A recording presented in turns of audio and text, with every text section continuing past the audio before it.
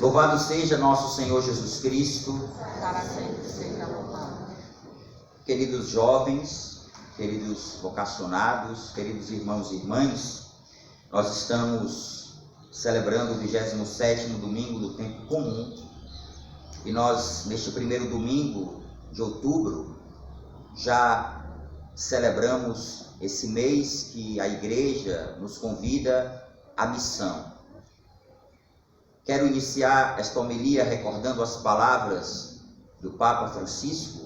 O Papa Francisco, ele diz algo que me chama muito a atenção e acredito que aqueles que já escutaram essas palavras do Papa Francisco certamente foram também alcançados por esta palavra. O Papa Francisco diz que nós não temos uma missão, nós somos missão.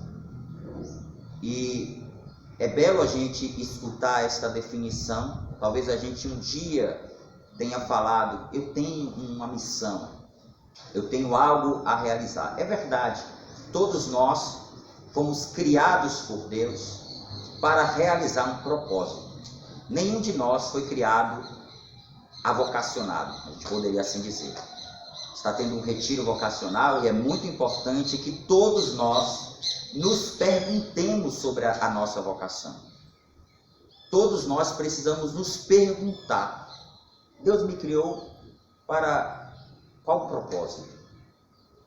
Deus nos criou para realizar o mundo. A nossa vida transforma o mundo. E esse é o sentido de uma vida missionária. E talvez você até se pergunte, mas padre, eu não tenho o chamado a ser membro da comunidade católica Shalom. Se você chegar a esta conclusão, e você pode de fato chegar a esta conclusão, que você não é chamado à comunidade Shalom, mas é importante que você faça outras perguntas para a tua vida. Se você não é chamado à comunidade Shalom, você é chamado a realizar o que no mundo? De repente Deus pode realmente te chamar para pertencer a uma outra realidade eclesial. De repente Deus pode te chamar a ser um cristão católico que vive a santidade, porque a santidade não diz respeito simplesmente aos ministros ordenados, aos padres, aos bispos, ao Papa, aos consagrados. Todos nós somos chamados à santidade. Todos nós somos chamados a investir a nossa vida pela salvação do mundo. E quando nós não investimos a nossa vida pela salvação do mundo, nós não estamos vivendo a nossa vocação cristã. Jovem, você que faz parte da obra, você que faz parte de grupo de oração, ou talvez você que está participando desta missa, mas não faz parte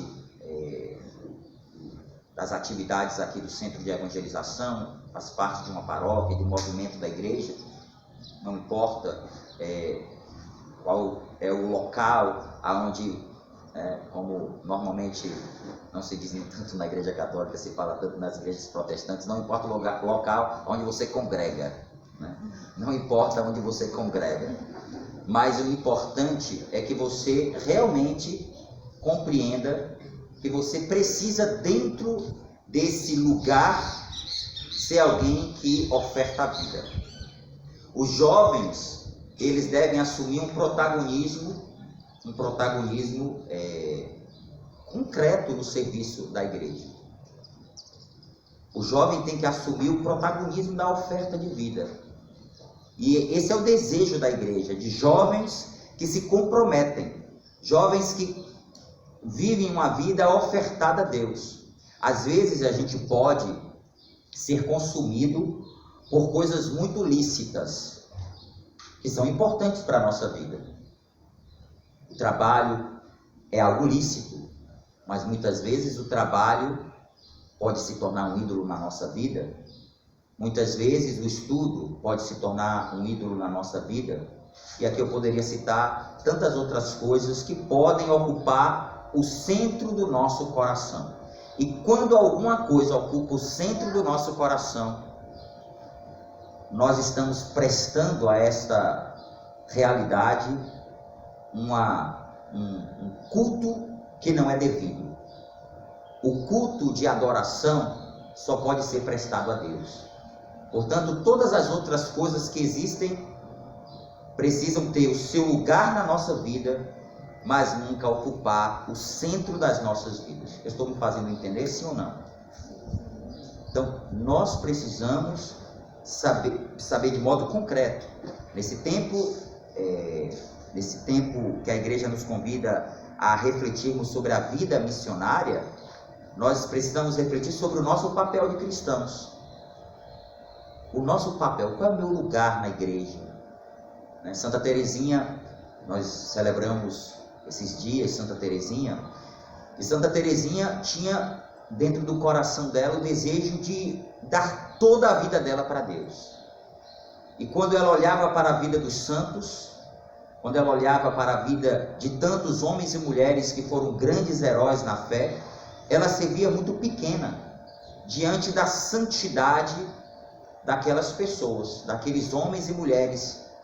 E a santidade, queridos jovens, queridos irmãos, a santidade, às vezes a gente pensa, a santidade é aquela pessoa que não comete erro nenhum. Santidade não é isso, porque não existe essa pessoa que não cometa erro nenhum, essa pessoa humana. Nossa Senhora foi a única pessoa humana que passou por esta terra, como criatura, passou por essa terra e não foi maculada no coração.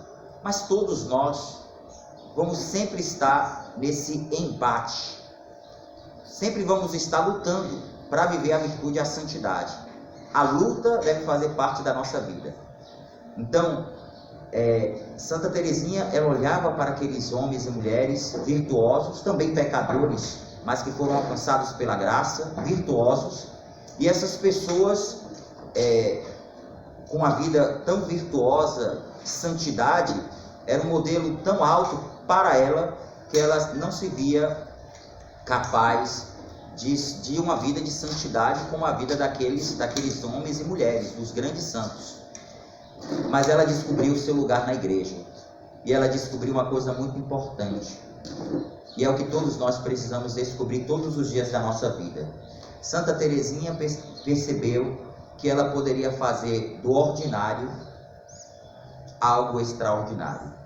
E o que era virtude, o que era santidade para Santa Teresinha? Viver o ordinário, viver as coisas simples da nossa vida e vivê-las bem.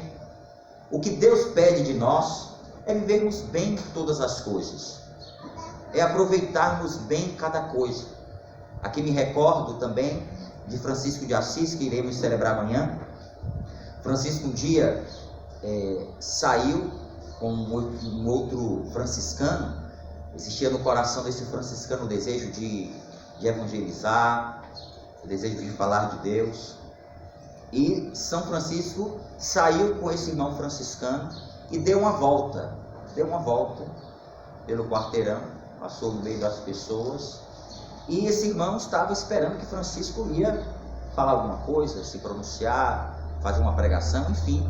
Francisco foi e depois retornou, e depois ele explicou para aquele irmão que aquele simples ato de ir e voltar já estava sendo evangelização, porque eles estavam ali testemunhando Deus. Como na nossa vida precisa ser assim, precisamos testemunhar Deus nas coisas mais ordinárias da nossa vida, naquelas coisas mais simples da nossa vida.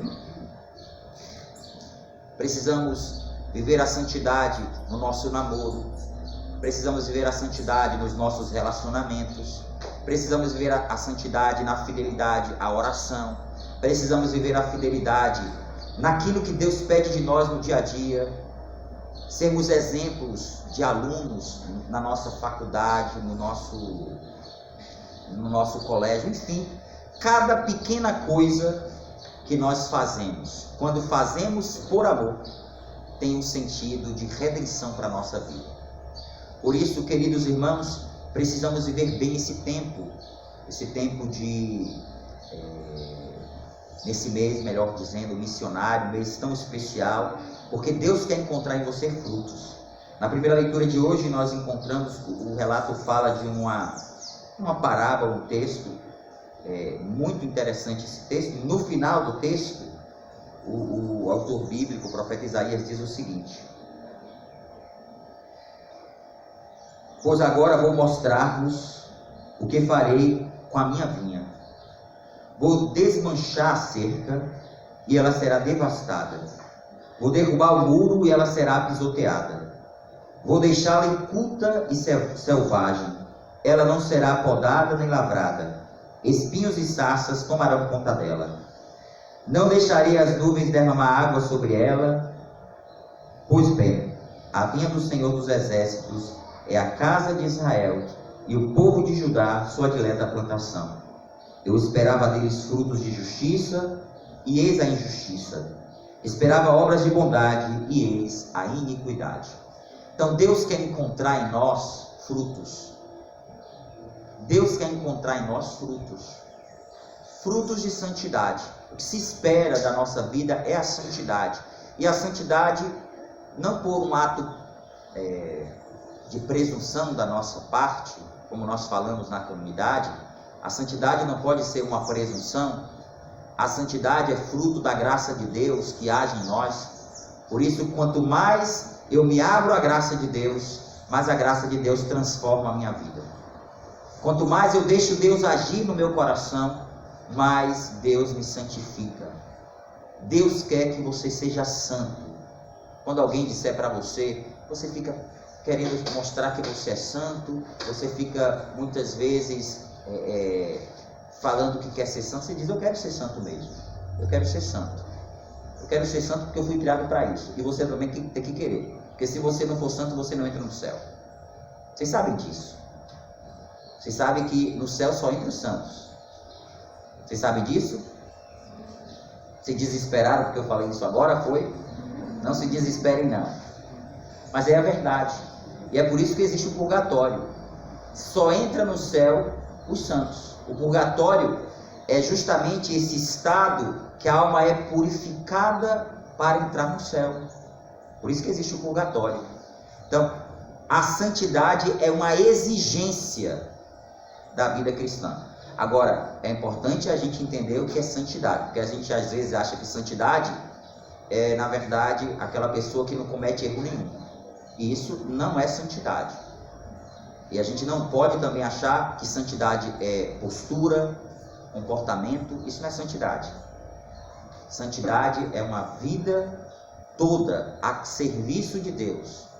Santidade é a graça de Deus agindo em mim e me fazendo dar a vida, ofertar a vida. Assim foram os santos, capazes de renúncia porque não viviam para si. A graça de Deus agindo neles. Então, queridos irmãos, mês missionário é mês de nós avaliarmos ou reavaliarmos a nossa caminhada em Deus. É momento de a gente realmente colocar a mão na massa, como nós muitas vezes falamos, de despertarmos de toda a letargia na vida espiritual, de despertarmos de toda a letargia na oferta de vida. Shalom é oferta de vida. Quem não oferta a vida não é shalom. Aliás, quem não oferta a vida não é cristão. Quando eu estou falando aqui, estou usando o termo shalom para oferta de vida, estou falando que a gente na comunidade aprende mesmo a não viver para si. E na comunidade a gente vai aprender o tempo inteiro a não viver para si. Estou de folga, mas estou aqui celebrando a missa para vocês. Se não estivesse celebrando para vocês, estaria celebrando em outro lugar, porque a gente não tira a folga de Deus, né? Então, a vida cristã, ela deve ser uma vida de total dedicação e serviço a Deus.